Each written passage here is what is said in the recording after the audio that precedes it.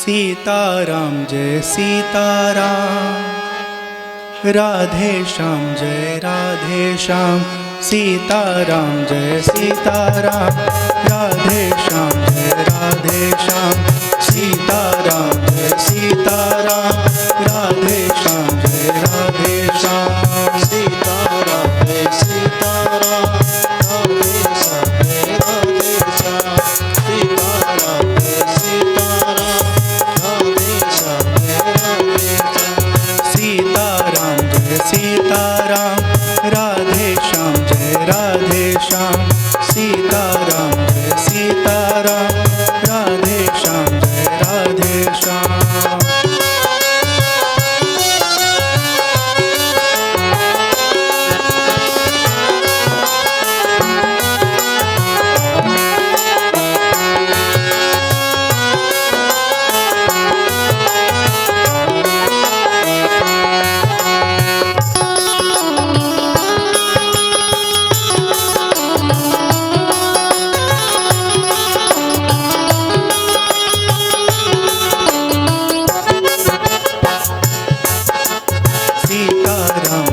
सीताराम राधे श्याम जय राधे श्याम। सीताराम जय सीताराम, राधे श्याम जय राधे श्याम। सीताराम जय सीताराम, सीताराम जय सीताराम। सीताराम जय सीताराम, सीताराम जय सीताराम। सीताराम जय सीताराम, राधे श्याम जय राधे श्याम। सीताराम जय सीताराम, राधे श्याम जय राधे श्याम।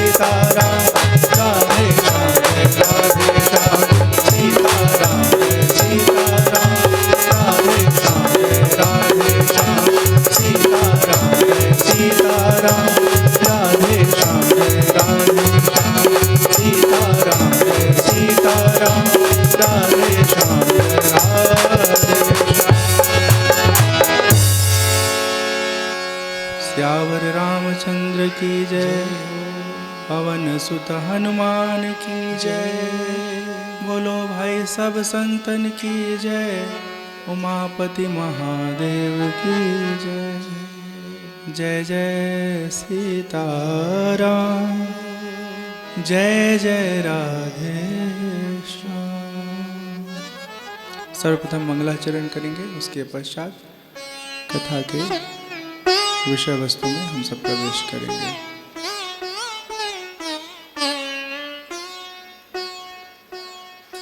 केकीकण्ठाभनीलं सुरवरविलसद्विप्रपादाब्जचिह्नम्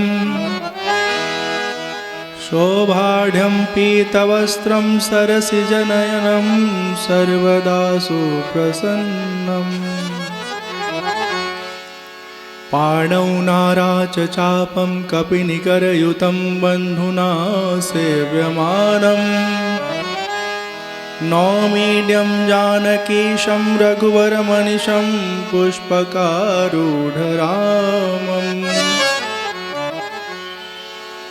कोसलेन्द्रपदकञ्जमञ्जुलौ कोमलावजमहेशवन्दितौ जानकीकरसरोजलालितौ चिन्तकस्य मनभृङ्गसङ्गिनौ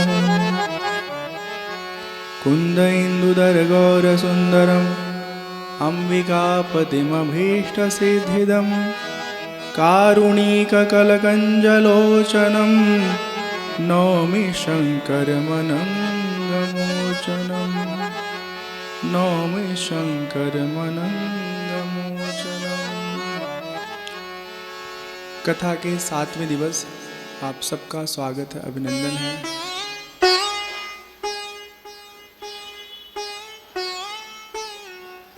तो काला डेरा है ना जगह का नाम, ये नाम है ना, काला डेरा है। हाँ,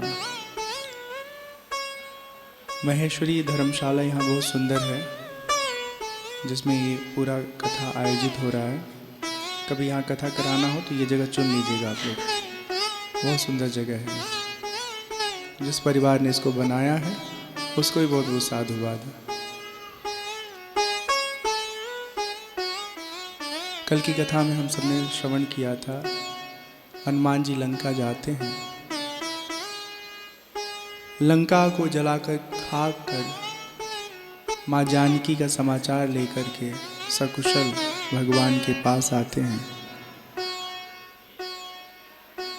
भगवान को माँ जानकी के द्वारा दिया गया संदेश प्रदान करते हैं।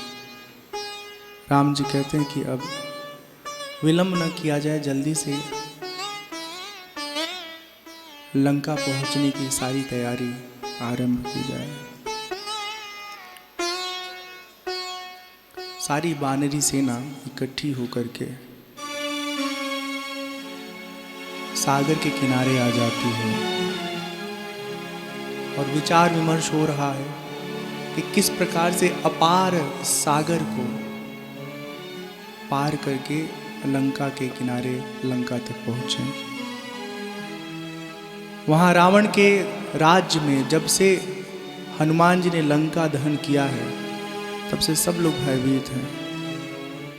रावण की पत्नी बार बार समझाती है कि हे नाथ, राम को साधारण मनुष्य मत समझिए, परब्रह्म हैं। आपने जो अपराध किया है उनकी पत्नी को चुराने का, उसके लिए उनको क्षमा मांग करके, उनसे क्षमा मांग करके अपना समर्पण कर दीजिए। सुनहु नाथ सीता बिनु दीन है, हित न तुम्हारे शंभु अज की। जब तक आप जानकी जी को राम जी के हवाले नहीं करिएगा, तब तक आपका ब्रह्मा भी हित नहीं करेंगे, शिव जी हित नहीं करेंगे, कोई आपका कल्याण नहीं चाहेगा।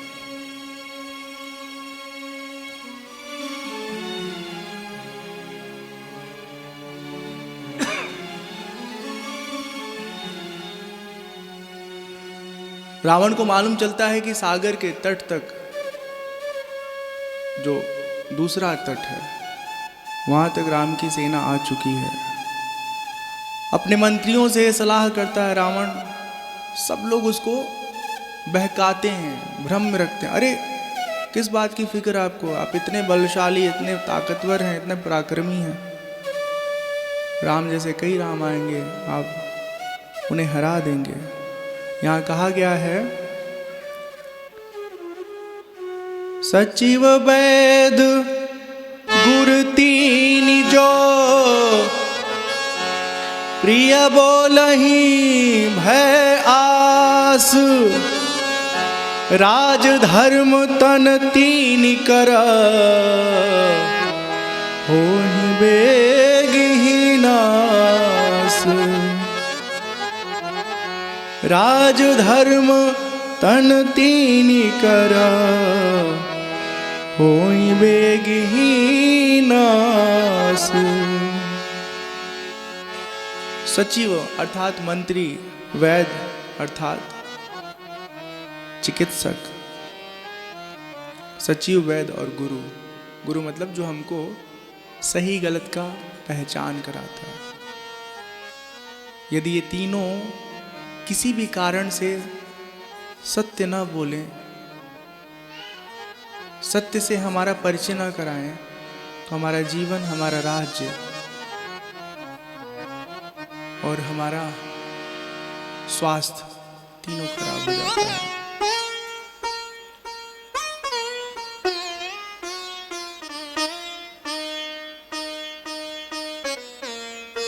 काम क्रोध मद लोभ सब, नाथ नरक के पंथ। सब परिहरि रघुवीर ही, भजहु भजहि जहि संत। अपने भीतर के काम क्रोध आदि दुष्वृत्तियों का त्याग करके राम जी का भजन करने में ही कल्याण है।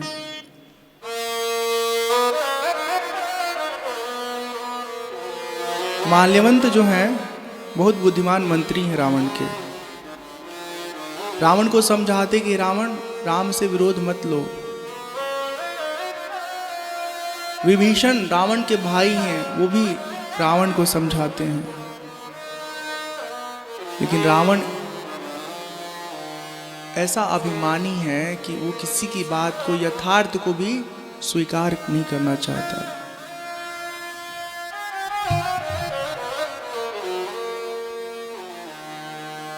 यहां एक बहुत सुंदर बात कहा गया है, सुमति कुमति सबके उर रहूं, नाथ पुराण निगम अस कहूं।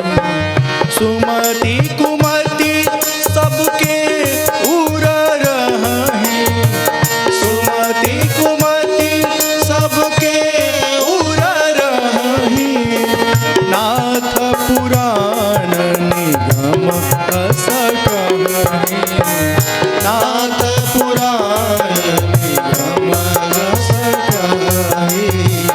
जहाँ सुमति तह संपत्ति नाना, जहाँ सुमति तह संपत्ति नाना, जहाँ कुमति तह विपत्ति निदाना, जहाँ कुमति तह विपत्ति निदाना।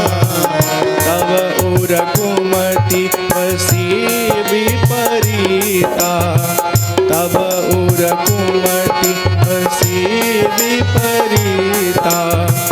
हित अनहित मानहु रिपु प्रीता।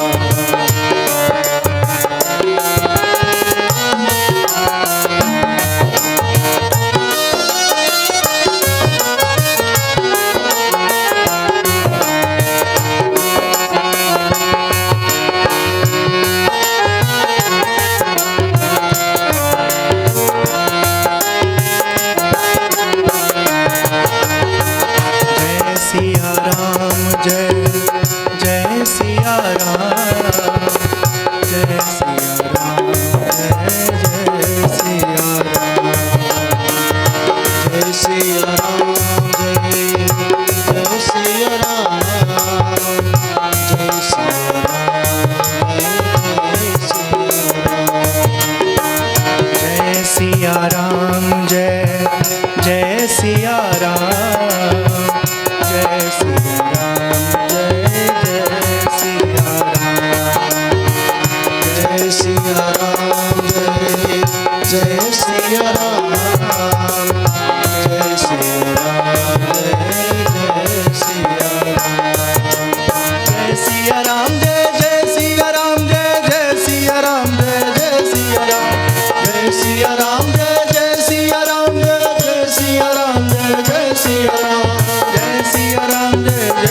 सिया राम, जय सिया राम, जय जय सिया राम, जय सिया राम, जय जय सिया राम, जय सिया राम, जय जय सिया राम, जय सिया राम, जय जय सिया राम, जय सिया राम, जय सिया राम, जय सिया राम, जय जय सिया राम, जय सिया राम, जय जय सिया राम, जय जय सिया राम, जय जय सिया राम।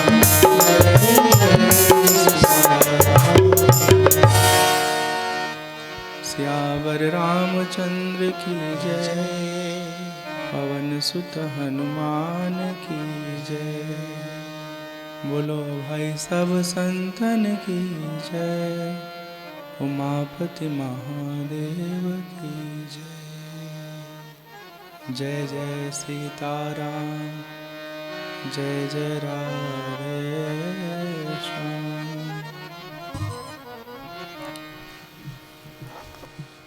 रावण को उसके राज्य के जितने समझदार लोग हैं सब समझाते हैं, और वो किसी की बात समझता नहीं है। माल्यवंत को रावण बहुत बुरा भला कहता है। माल्यवंत अपने घर को लौट जाते हैं। विभीषण जी हाथ जोड़ करके रावण से कहते हैं, सुमति कुमति सबके उर रहे हैं, नाथ पुराण निगम अस कहें, जहाँ सुमति तहाँ संपत्ति नाना, जहाँ कुमति तहाँ विपत्ति निदाना। हर व्यक्ति के भीतर अच्छी मति और दुर्मति भरी हुई है। जो अपने दुर्वृत्तियों को दूर कर लेता है और अच्छी मति के साथ अपना जीवन जीता है, उसके जीवन में सुख समृद्धि सफलता जीवन का सार्थक होना सब संभव हो जाता है। और जो सुमति का उपयोग नहीं करके दुर्मति में ही रहता है, फिर उसकी स्थिति बहुत खराब होती है। जहाँ बुद्धि ठीक है वहाँ सुख समृद्धि संपत्ति है, और जहाँ बुद्धि खराब है वहाँ अनेक प्रकार की विपत्ति अपना डेरा डाले रहती है। हे तात, हम आपके चरण पकड़ के भीख मांग रहे हैं, आप अभी भी ना राम जी को जाके उनसे क्षमा मांग लीजिए, वो क्षमा कर देंगे। राम जी सीता जी को वापस कर दीजिए, सब ठीक हो जाएगा। रावण इतना क्रोधित होता है, कहता है हमारे नगर में रहते हो, हमारा सब कुछ उपयोग करते हो और हमारे शत्रु की महिमा का बखान कर रहे हो। अस कही कीन्ही सी चरण प्रहारा, अनुज गहे पद बार ही बार।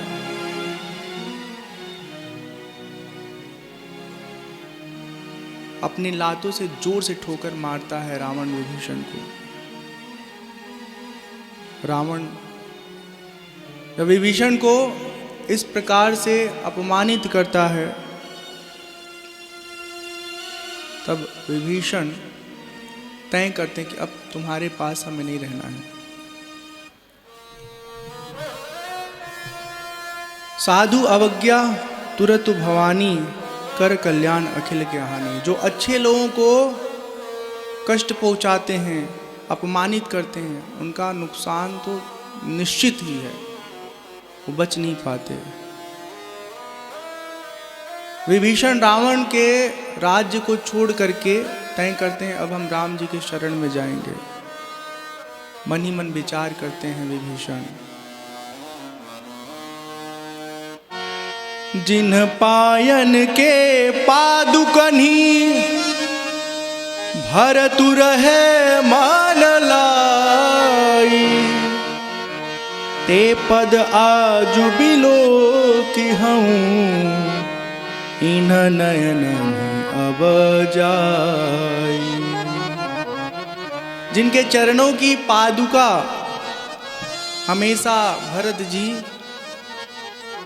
देखते रहते हैं, टकटकी लगाए रखते हैं, प्रेम करते हैं। भगवान के चरण पादुका में भरत का मन लगा रहता है। हम तो भगवान के चरणों में जाएंगे। अब सोचिए, जिसके चरण पादुका से भरत इतना प्रेम करते हैं, उसका चरण कितना सुंदर होगा, कितना सार्थक होगा। भगवान के चरणों में जा करके उनका दर्शन करेंगे और अपना जीवन सफल बनाएंगे। इस प्रकार से विचार करते हुए वो लंका त्याग करके राम जी की सेना के निकट आते हैं। सुग्रीव जी राम जी से कहते, देखिए रावण का भाई आया है, ये खल हैं, इनका स्वभाव कैसा है, इनका सोच कैसा है, हम लोगों को नहीं मालूम है। हो सकता है हमारे साथ मिल करके कोई योजना बनाए और अपने भाई को जिताने की कोशिश करे।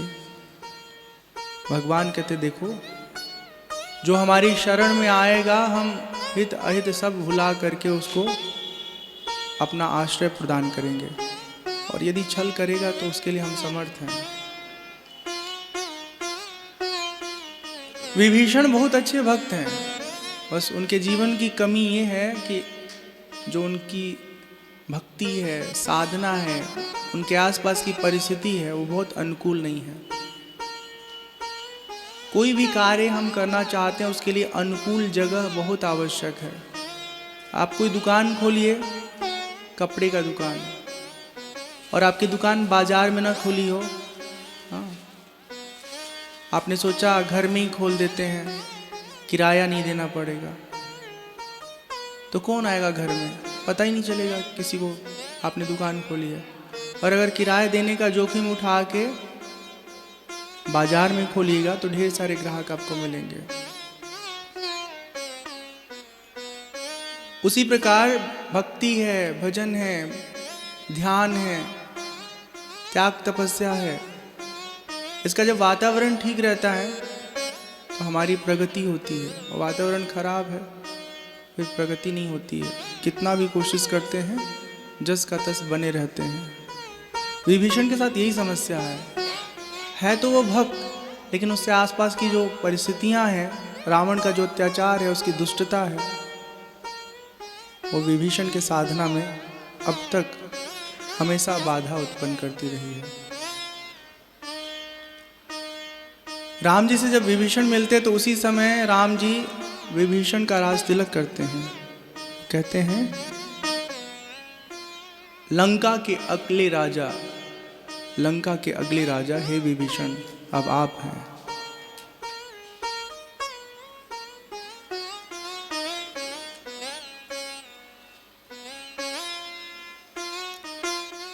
भगवान विभीषण से पूछते हैं, सागर को पार करके लंका तक हम लोग कैसे पहुंचे। विभीषण कहते हैं कि समुद्र देव आपके कुलगुरु हैं, इनसे निवेदन करिए, रास्ता अवश्य देंगे। भगवान 3 दिन तक समुद्र देव से निवेदन करते हैं, पर समुद्र देव सुनते नहीं हैं। अंत में अपने तर्क से बाण निकाल करके धनुष पर जब चढ़ाते हैं तो घबरा कर समुद्र देव प्रकट हो जाते हैं। समुद्र देव क्षमा मांगते हैं, कहते हैं कि हे प्रभु हमें क्षमा कर दीजिए, और हम आपको बता रहे हैं कि किस प्रकार से आप लंका पहुंच पाएंगे।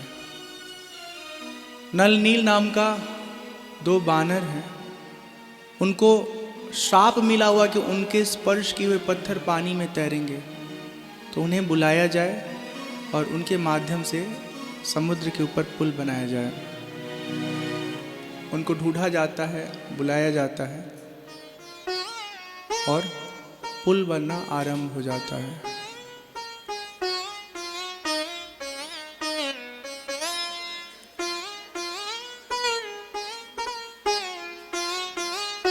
भगवान कहते इस बाण का क्या करें जो धनुष पे चढ़ा हुआ है, निष्फल तो होगा नहीं, ये तो असर दिखाएगा।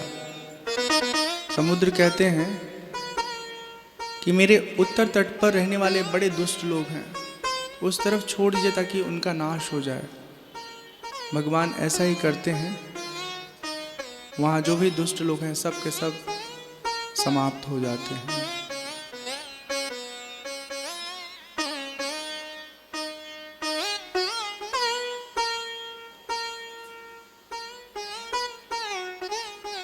भगवान सागर के किनारे रामेश्वर भगवान की स्थापना करते हैं। बड़ा सुंदर भाव है, निरूपण है कि क्या क्या मिलता है जब रामेश्वर भगवान का हम सब दर्शन करते हैं। हम लोग एफ में है या डी में है ना?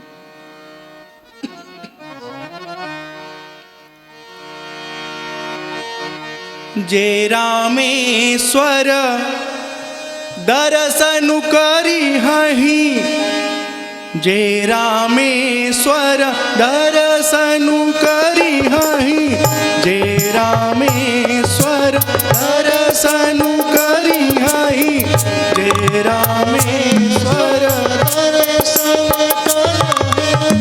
दर्शन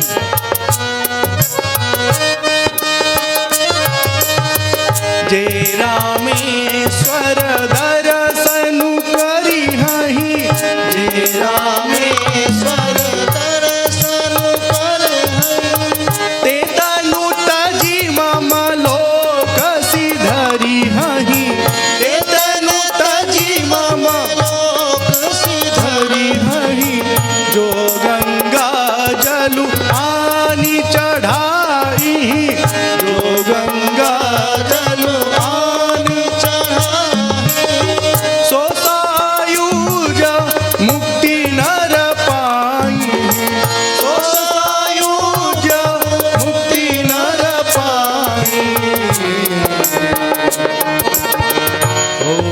अकाम जो छलत जिसे, कोई अकाम जो छलत जिसे, भगति मूर्ति ही शंकर देई।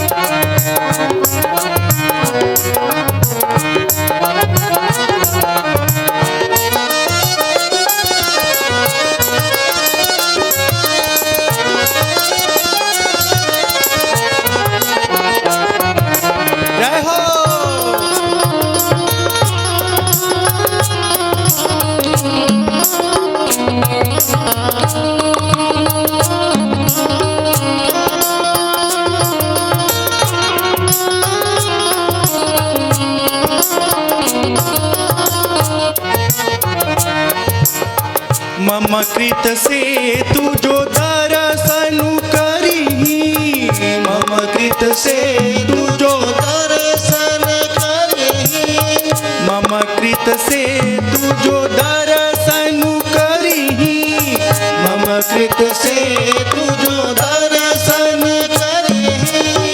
दर्शन बोले हैं ना, आप ना बोले हम नू बोले हैं।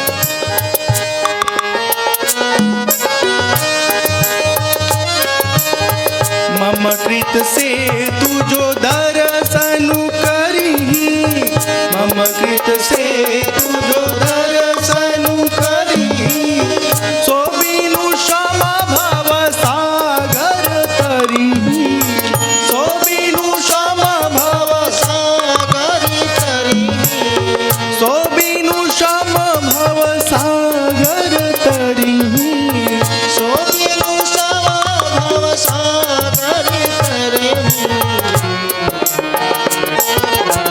राम बचन सबके जिया भाए, राम बचन सबके जिया भाए, मुनिवर निज निज आश्रम आए।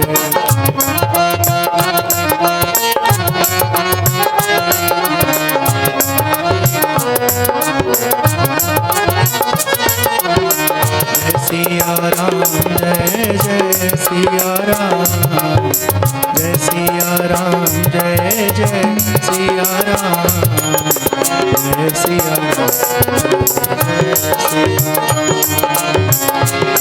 राम, जय जय सिया राम, सिया राम जय सिया राम, जय सिया राम जय सिया राम, जय सिया राम जय जय सिया राम। श्री रामचरितमानस इतना सुंदर ग्रंथ है कि पढ़ो तो मन कभी उचटता नहीं, इतना मीठा है कि पढ़ते जाओ मन आनंदित होता रहता है। और इतना सुंदर है कि अगर आप दर्शन की जगह दर्शन बोल दे रहे हैं तो भी कोई दोष नहीं माना जाएगा, लेकिन अशुद्ध माना जाएगा। जैसे हम चिट्ठी लिखे हैं कि सुनती हो क्या हाल है तुम्हारा, और उसको आपने कह दिया सुनत हो क्या हाल है तुम्हारा, मतलब तो वही है, लेकिन दोनों शब्द का दोनों मात्रा में जो फर्क है उसका अपना वहाँ पर उपयोग का एक ठोस कारण है। तो लेखक की जो लिपि है, जो लेखनी है, उसको जस का तस पढ़ना चाहिए। उसमें बदलाव करने वाला अपराधी माना जाता है। और मानस के साथ बहुत ये दुर्घटना घटती है। पढ़ने वाले तो इतने कुछ मूर्ख टाइप के हैं कि देखबे नहीं करते हैं। मैं सबकी बात कर रहा हूँ, बहुत ऐसे लोग हैं जो ग्रंथ नहीं देखते हैं, उनको याद हो गया। याद क्या हुआ है? उल्टा पुल्टा न जाने क्या क्या याद हो गया। जहाँ लाइन भूल जाता है वहाँ अपना बना देते उसमें लाइन। होता नहीं ऐसा? इतना सुंदर है कि आप 2-4 लाइन इधर उधर जोड़ देंगे, एक नई चौपाई बन जाएगी। आधी तुलसी बाबा की आधी अपनी मिला दी है।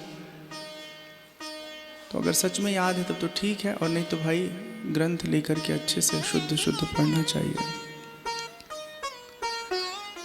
भगवान राम रामेश्वर भगवान की स्थापना करते हैं और कहते हैं जे रामेश्वर दर्शन करहीं, जे रामेश्वर दर्शन करिहहीं, ते तनु तज मम लोक सिधरिहहीं। जो रामेश्वर भगवान का दर्शन करेगा उसको हमारा लोक प्राप्त होगा। जो कोई गंगा जल चढ़ाएगा रामेश्वर भगवान को, वो सायुज्य मुक्ति पाएगा। सायुज्य मुक्ति मतलब ये है कि शरीर छूटने के बाद उसकी आत्मा मेरे साथ ऐसे घुल मिल जाएगी कि दो नहीं रहेगा, ऐक्य भाव को प्राप्त हो जाएगा। जैसे आसमान से जब गिरती है बारिश की बूंद ना, तो वो 1 ग्राम 2 ग्राम 5 ग्राम कैसे गोला रहता है, टूट टूट के बन जाता है। सागर में जब तक नहीं मिला तब तक उसको आप बूंद कहते हैं, और जब मिल जाता है सागर के अंदर तब क्या कहते हैं? सागर। हाँ, टॉर्च ले लेके छन्नी से छान छान के अगर कोई सोचे बूंद को अलग कर दें तो नहीं कर पाएगा। कर पाएगा? नहीं हो पाएगा। ऐसे शरीर छूटने के बाद हम परमात्मा से ऐक्य भाव को प्राप्त कर लेते हैं। हम नहीं रह जाते हैं। हाँ? जैसा ईश्वर का स्वरूप है उसी में हम जा करके समा जाते हैं। होई अकाम जो छल तज सेई ही, भगति मोरी तेहि शंकर देई। जो निष्काम भाव से भगवान शिव की पूजा करेगा, रामेश्वर भगवान का दर्शन करेगा, उनका सेवन करेगा, उनके सन्निधि में रहेगा, उसको भगवान शिव हमारी भक्ति देंगे, राम जी की भक्ति देंगे। मम कृत से तुझ दर्शन करिही, सो बिनु श्रम भव सागर तरिही। हमारे द्वारा बनाए हुए रामेश्वर सेतु का जो दर्शन करेगा वो भवसागर से सदा सदा के लिए छूट जाएगा। भवसागर क्या है? भवसागर तो एक तो ये संसार सागर, इसमें हम आते रहते हैं जाते रहते हैं, जन्म मरण के चक्कर में घूमते रहते हैं, इस योनि से उस योनि में, उस योनि से उस योनि में। कभी पुरुष बने हैं तो कभी स्त्री बने हैं, तो कभी बकरी बने हैं तो कभी बैल बने हैं। ऐसे चलता रहेगा ये चक्र। ये चक्र तभी छूटेगा जब हमको अपने स्वरूप का ज्ञान होगा, भगवान की कृपा प्राप्त होगी। और एक भवसागर ये है, हम हर लोग ना कुछ न कुछ बनना चाहते हैं, और बनने की चाह ना जीवन भर बनी रहती है, खत्म ही नहीं होती है।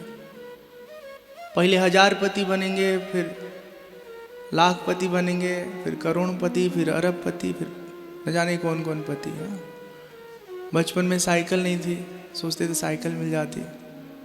बड़े हो गए, साइकिल की ज़रूरत नहीं है, लेकिन मन में इच्छा है, अब मोटरसाइकिल होता कितना अच्छा होता। मोटरसाइकिल मिल गया, अच्छा काम चल रहा है। अब फिर कार होता तो कितना अच्छा होता। एक बेटी हो गई है, एक बेटा होता तो कितना अच्छा होता, वो भी हो गया। एक और बेटा हो जाता तो कितना अच्छा रहता। हाँ, एक तो बेटी हो गई बाद में। अब आया है पसंद तो हम कह देते हैं कि बेटी बेटा में जो एक जेंडर के हिसाब से आप देखने का नजरिया रखते हैं, ये मत रखिएगा। हाँ, आपको संतान चाहिए, 2 चाहिए, 3 चाहिए, 4 चाहिए, जितने चाहिए उतने तय कर लीजिए कितने संतान चाहिए। बेटी के लिए संतान को या बेटी के लिए संतान को मत बढ़ाइए। हाँ, उसे कहने वाले कहते हैं कि बताओ हमारी जनसंख्या कितनी कम है, हम 2 हमारे 2। सबको 4-4 बच्चे जन्म देने चाहिए। ये जो लोग कहते हैं ना, अमूमन उनके पास बच्चे नहीं होते हैं। एक बच्चे को जन्म देने के बाद उसको बड़ा करने की जो प्रक्रिया है, उसमें अम्मा जी का जो है, कहते हैं हमारे वहाँ कचूमर निकल जाता है, हालत खराब हो जाता है। नहीं हालत खराब होता है आप लोगों का? एक बच्चे को 5 साल तक जब आप पाल पोस के बड़ा करते हो तो कितना ध्यान रखना पड़ता है। आप रह ही नहीं जाते। खाली क्या होता है, बच्चे का देखभाल करने वाला एक कर्मचारी। पता चला 5 बच्चे हो गए, 25 साल इसी में बेचारे का निकल गया, अपनी जिंदगी जी ही नहीं।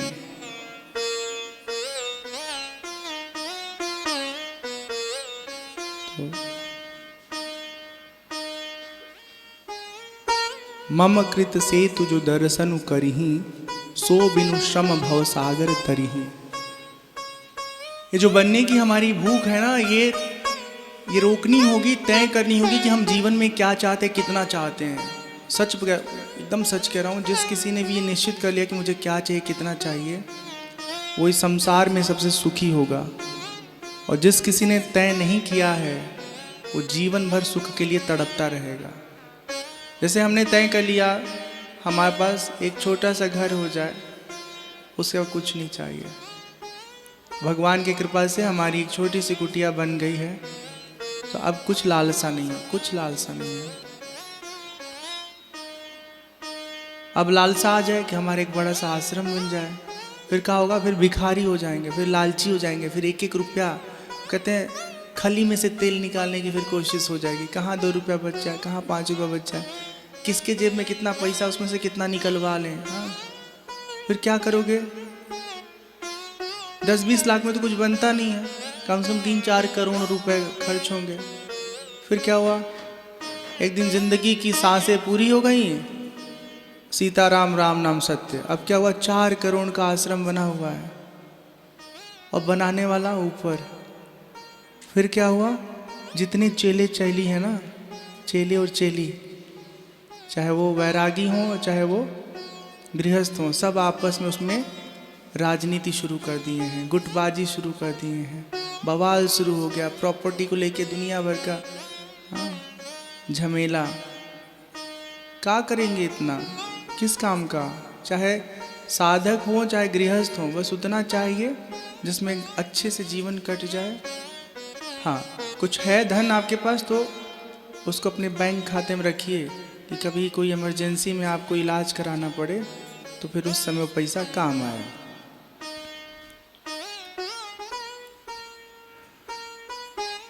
राम बचन सबके जिय भाए,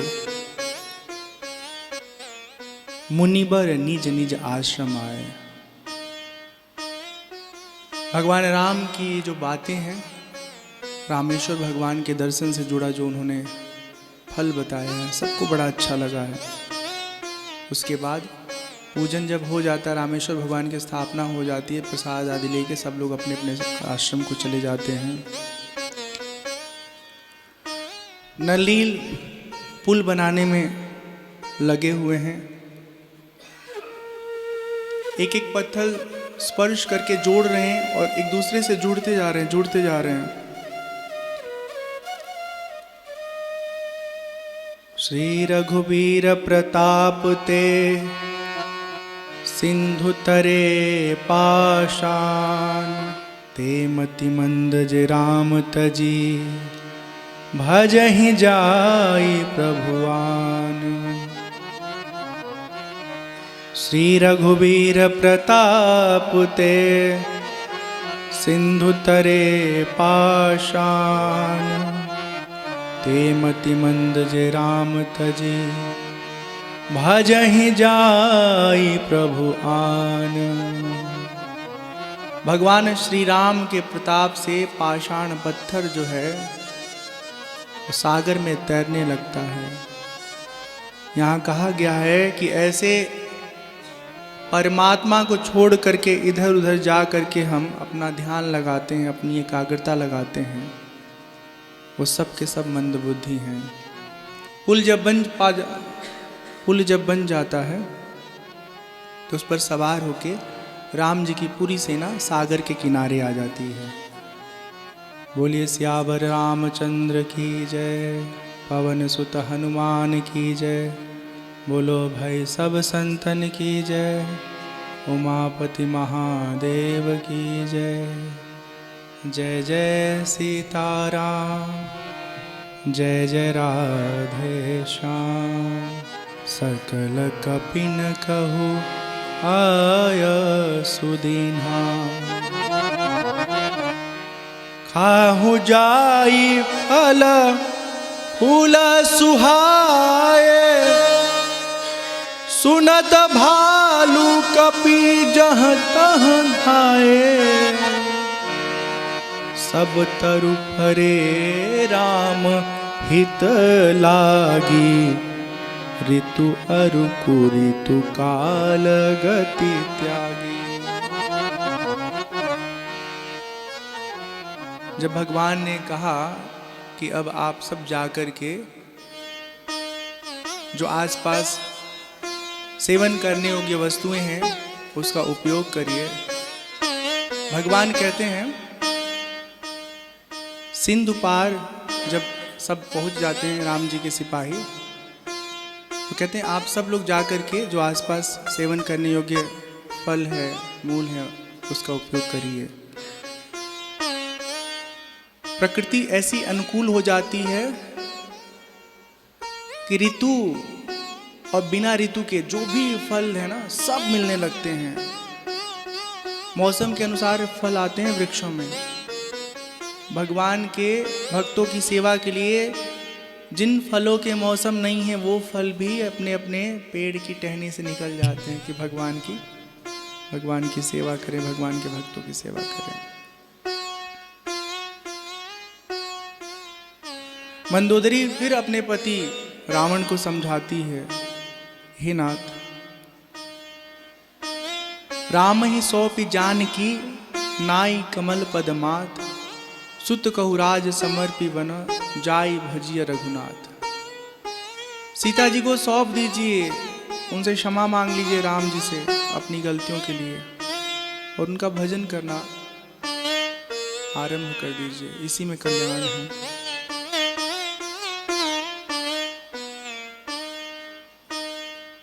संत लोग कहते हैं जब चौथापन आता है तो व्यक्ति को साधना में लीन हो जाना चाहिए, भजन करना चाहिए।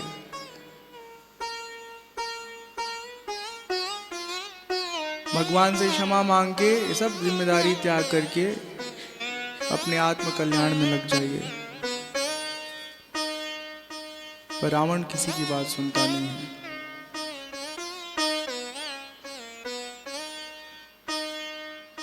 रावण का एक पुत्र है प्रहस्त। प्रहस्त भी अपने पिता को समझाते हैं, सीता जी को दे दीजिए, वो अपनी स्त्री पाकर के लौट जाएंगे, युद्ध नहीं करना पड़ेगा। अगर उसके बाद भी युद्ध करेंगे तो हम लोग युद्ध करेंगे, लेकिन युद्ध रोकने की कोशिश करनी चाहिए। जो गलती हुई है उसको स्वीकार करते हुए क्षमा मांगना उत्तम होगा। पर रावण सुनता नहीं किसी की बात। उसका मन तनाव से भर जाता है, वो चिंतित हो जाता है, व्याकुल हो जाता है। अंत में जब कुछ उसको समझ नहीं आता है तो वो रंगभूमि में जाता है। रंगभूमि उस जगह को कहते हैं जहाँ पर सांस्कृतिक कार्यक्रम होते हैं। जिसका जैसा रुचिकर विषय होता है उस अनुसार वो विषय चुनता है। तो वो अपने हिसाब से जो कार्यक्रम के लिए कलाकारों को नियुक्त कर रखा है, उनके साथ वो अपने गीत संगीत नृत्य का आनंद ले रहा है। और यहाँ संध्या काल में भगवान श्री राम की टोली में भजन कीर्तन सत्संग हो रहा है। तो हम लोग एक भजन सुनते हैं, फिर उसके बाद कथा के अगले पड़ाव में जाएंगे।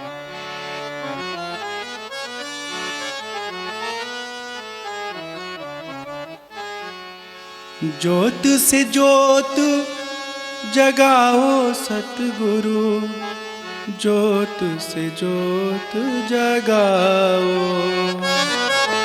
ज्योत से ज्योत जगाओ सतगुरु, ज्योत से ज्योत जगाओ, ज्योत से ज्योत जलाओ सतगुरु, ज्योत से ज्योत जगाओ, ज्योत से ज्योत जलाओ सतगुरु, ज्योत से ज्योत जलाओ, मेरा अंतर तिमिर मिटाओ सतगुरु,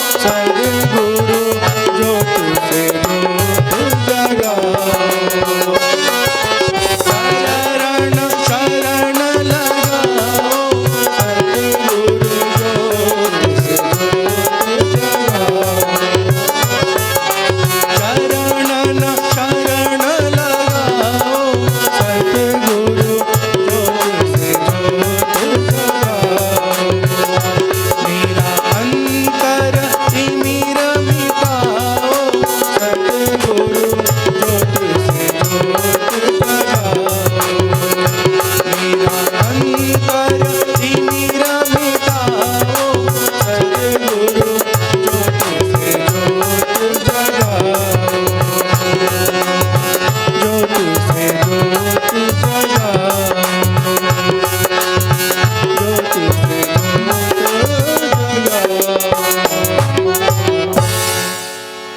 श्री सद्गुरुनाथ महाराज की जय। सियापति रामचंद्र की जय।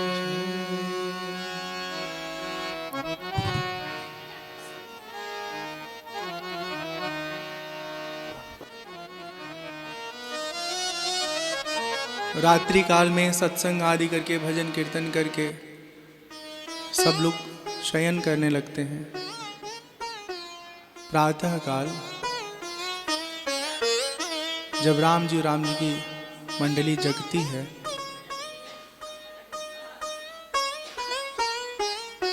तब विचार विमर्श होता है और ये तय होता है कि एक बार और कोशिश करनी चाहिए कि युद्ध ना हो।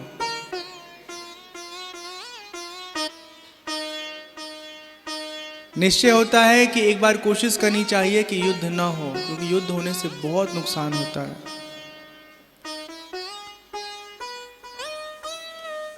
अंगद जी को दूत बना के रावण के दरबार में भेजा जाता है। अंगद जी से कहा जाता है, हे अंगद जी,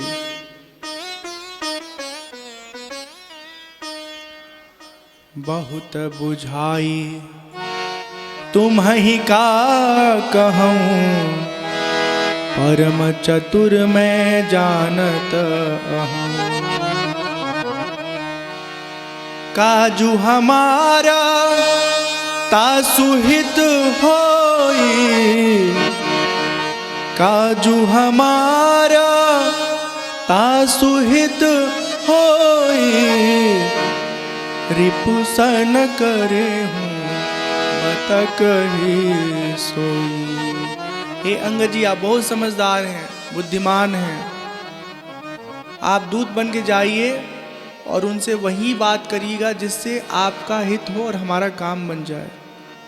क्योंकि दुश्मन की मंडली हो और उसमें जाना हो, फिर समझदारी थोड़ी भी कम रही तो प्राणों पे संकट आ सकता है।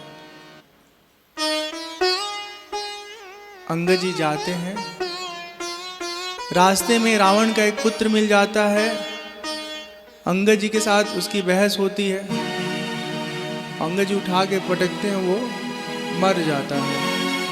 चारों तरफ सब लोग भयभीत हो जाते हैं कि एक बानर आया था, हमारे नगर को जला के राख बना दिया, अबे दूसरा आया, न जाने क्या उत्पात मचाएगा।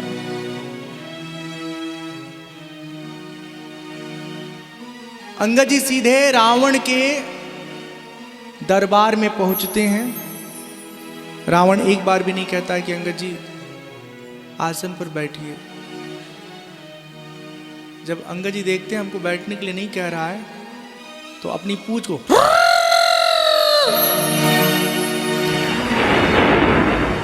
बड़ा करते हैं और उसी को लपेट करके उसके ऊपर बैठ जाते हैं। रावण कहता है, कवन है बंदर, कवन तय बंदर, तुम कौन हो? अंगद जी कहते हैं, हे रावण, मैं रघुवीर दूत दशकंधर, हम भगवान राम के दूत हैं। आपसे कहने आए हैं कि आपने जो किया है वो बहुत बहुत अनुचित किया है, बहुत अनुचित कार्य किया आपने। अभी भी समय है, अपने किए हुए कर्मों के लिए क्षमा मांग लीजिए। भगवान के शरण में आ करके जब उनसे क्षमा मांगेंगे, परमात्मा आपको क्षमा कर देंगे। रावण बहुत बहुत बौखलाता है और न जाने कितनी ढेर सारी बड़ी बड़ी बातें, अपमानित करने वाले शब्द अंगद को कहता है। अंगद जी कहते हैं, देखो इतनी बड़ी बड़ी बातें और ढेर सारी बोली मत उपयोग करो। अगर सचमुच तुम वीर समझते हो तो अपने सेना के किसी भी बड़े योद्धा से हमारा पैर उठवा के दिखा दो। जो मम चरण सकहीं सठटारी, फिर ही राम सीता में हारी। तुम्हारे सभा के जितने भी वीर हैं सबसे मैं कह रहा हूं, अगर कोई मेरा पैर हिला दिया, हटा दिया, तो हम सीता को हार के चले जाएंगे। बड़े बड़े योद्धा आते हैं, अंगद के पैर को टस से मस हिला तक नहीं पाते, थोड़ा भी खिसका नहीं पाते हैं। जहां का तहां अंगद जी का जो पैर है जमा रहता है। यहां बड़ा सुंदर एक उदाहरण दिया गया है। भूमि न छाड़त कपि चरण, देखत रिपु मद भाग, कोटि विघ्न ते संत कर, मन जिमि नीति न त्याग। जैसे करोड़ों विघ्न के आने पर भी जो संत जन होते हैं अपने नीति का त्याग नहीं करते हैं, स्वार्थ के लिए किसी मोड़ पर समझौता नहीं करते हैं, अपने जीवन के लक्ष्य पथ पर निरंतर आगे बढ़ते रहते हैं। ऐसे अंगद जी का पैर वहां टिका हुआ है। जब कोई बड़ा योद्धा अंगद जी के पैरों को हिला पाने में सफल नहीं होता है, तब अंत में रावण स्वयं अपने सिंहासन से उठता है और अंगद जी के पैरों को उठाने की कोशिश में आगे बढ़ता है। अंगद जी अपना पैर पीछे खींच लेते हैं, कहते हैं हे रावण, अगर पैर ही पकड़ना है तो हमारा मत पकड़ो, हमारे प्रभु का जाके पकड़ो, तुम्हारा उद्धार हो जाएगा। और ये कह करके रावण के बल को मर्दित करके अपनी मंडली में अंगद जी सकुशल पहुंच जाते हैं। बातचीत होती है, विचार विमर्श होता है और फिर तय होता है कि अगले दिन युद्ध आरंभ करेंगे। प्रातः काल होते ही राम जी की सेना रावण को चारों तरफ से घेर लेती है, उसके पूरे राज्य को घेर लेती है। जयति राम जय लक्ष्मण जय कपीस सुग्रीव, गर्जहि सिंहनाद कपि भालु महाबल सिंह।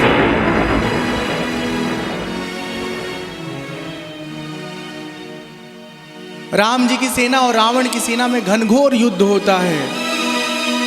पहले दिन के ही युद्ध में रावण की आधी सेना राम जी की सेना मार देती है। रावण की सेना को राम जी की सेना नष्ट कर देती है। रावण बहुत व्याकुल होता है। अगले दिन फिर युद्ध शुरू होता है और ये जो असुर लोग होते हैं अपनी आसुरी शक्तियों के प्रभाव से छल करके, धोखे से रणभूमि में विजय हासिल करने की कोशिश करते हैं। जब जब छल करते हैं भगवान राम अपना धनुष बाण लेकर के उनके छल को नष्ट कर देते हैं। जब देखते हैं लक्ष्मण जी की हमारी सेना थोड़ी थकी हारी है, तो स्वयं लक्ष्मण जी राम जी से आज्ञा लेकर के अपने सेना का नेतृत्व करते हैं और रणभूमि में उतरते हैं। सामने रावण की सेना का नेतृत्व कर रहा है मेघनाद। लक्ष्मण जी लगातार उसके ऊपर बाण छोड़ रहे हैं। वो इतना व्यथित हो गया, इतना डर गया कि उसे लगा कि अब हमारे प्राण बचेंगे नहीं। अंत में उसने एक वीर घातिनी शक्ति बाण चलाया, जो अंगद जी को जब मेघनाद ने शक्ति बाण चलाया तो लक्ष्मण जी को आग की वो लगा। जैसे ही लगा वैसे अंगद जी, हनुमान जी, सुग्रीव जी सब लोग दौड़ के जाते हैं। गिरने से पहले ही लक्ष्मण जी को संभाल लेते हैं और उन्हें सुरक्षित अपने ठिकाने ले आते हैं। युद्ध बंद हो जाता है। राम जी की जो सेना है उसमें सब कोई बहुत व्याकुल हो जाता है कि अब क्या होगा। जामन जी कहते चिंतित मत होइए आप सब। रावण के राज्य में एक सुषेण वैद्य नाम के बहुत बड़े चिकित्सक हैं, उनको बुलाया जाए, वो निश्चित ही लक्ष्मण जी को ठीक कर देंगे। हनुमान जी जाते हैं, सुषेण जी को लेके आते हैं। सुषेण जी लक्ष्मण जी के शरीर को स्पर्श करके देखते हैं, कहते हैं इन्हें संजीवनी बूटी की आवश्यकता है। शीघ्र संजीवनी बूटी आ जाएगी तो लक्ष्मण जी के प्राणों को बचाना संभव होगा। कहाँ मिलेगी संजीवनी बूटी ये पता बताते हैं और हनुमान जी उस दिशा में संजीवनी बूटी लेने के लिए चल देते हैं। इधर राम जी जब लक्ष्मण जी की दशा देखते हैं जब राम जी लक्ष्मण जी की दशा देख के विचार करने लगते हैं तो मन ही मन सोचते हैं कि अगर हमको मालूम होता कि हम सीता को खोजने के क्रम में अपने भाई को गवा देंगे तो अपने भाई को साथ कभी लेके नहीं आते। हम क्या जवाब देंगे जब अयोध्या जाएंगे अपने माँ को? जब इनकी पत्नी पूछेंगी कहाँ हैं तो हम क्या जवाब देंगे? मन ही मन बहुत दुखी होते हैं राम जी। हनुमान जी जब संजीवनी बूटी लेने जाते हैं तो मार्ग में उनको प्यास लग जाता है। ये भी संयोग है, इतना बड़ा सागर हनुमान जी पार किए, उनको प्यास नहीं लगा, लेकिन संजीवनी बूटी लेने जाते समय उनको प्यास की अनुभूति होती है। जल की खोज में वो देखते हैं एक आश्रम है, वहां जाते हैं, कहते हैं हमें प्यास लगी है। वहां एक कालनेमी नाम का कपटी धूर्त साधु वेश में एक व्यक्ति है, असुर है वो, रावण का मित्र। तो कहता है कि प्यास मिटी है, कहता है हे हनुमान, कालनेमी कहता है कि तुम्हारी प्यास हम मिटा देंगे, बस एक काम करो, सरोवर है जो ना सामने, उसमें स्नान करके आओ, तुम्हारी प्यास सदा सदा के लिए हम मिटा देंगे। हनुमान जी तो श्रद्धालु हैं ही, सरोवर में जाते स्नान करते। उस सरोवर में एक मगरी है, हनुमान जी के पैरों को पकड़ लेती है। हनुमान जी उसको एक घूसा मारते हैं, वो मगर योनि से मुक्त होकर के दिव्य रूप धारण कर लेती है और कहती है हनुमान जी, मगरी कहती है हनुमान जी वो जो कालनेमी है, जो आपको कह रहा है कि आपकी प्यास बुझा देंगे, वो कोई तपस्वी नहीं है, वो कालनेमी है, असुर है, रावण का भेजा हुआ, आपके कार्य में बाधा उत्पन्न करने के लिए वो आया है। हनुमान जी नहा के जाते हैं और कहते हैं कि आपसे दीक्षा तो लेंगे, हम मंत्र भी लेंगे, ज्ञान भी लेंगे, लेकिन पहले गुरु दक्षिणा देंगे। और एक घूसा मारते हैं, उसकी असलियत सामने आ जाती है और वहीं वो मर जाता है। उधर मगरी जो है भगवान राम के परम भक्त हनुमान जी का स्पर्श पाके, सन्निधि पा करके अपने मगरी योनि से सदा सदा के लिए मुक्त हो जाती है।